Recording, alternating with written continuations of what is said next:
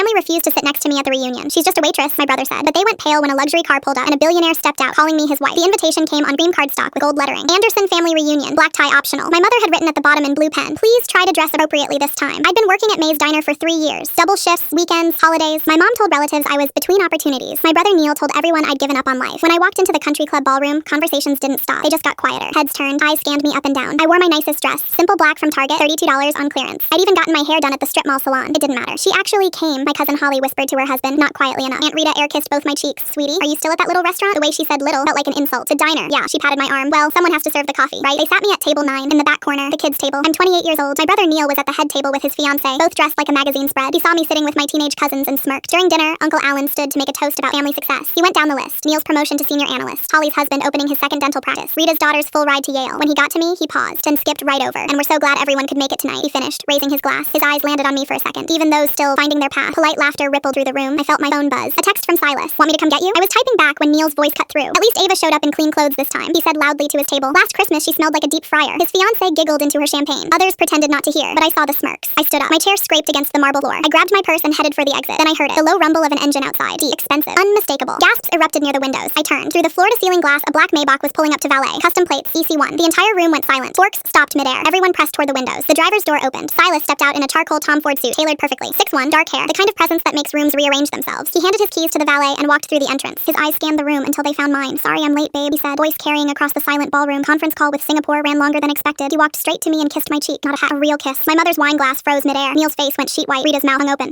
She stammered. Who is that? I smiled for the first time all night. My husband. Didn't drop. Silence. Silas extended his hand to Uncle Alan. Silas Zhao. It's a pleasure to finally meet Ava's family. I watched recognition hit them like a wave. Zhao? Neil's voice cracked. As in, Zhao Industries? Silas's smile was light but ice cold. That's right. Holly grabbed her husband's arm. Zhao Industries. Real estate, tech, green energy. Forbes estimated net worth $4.2 billion.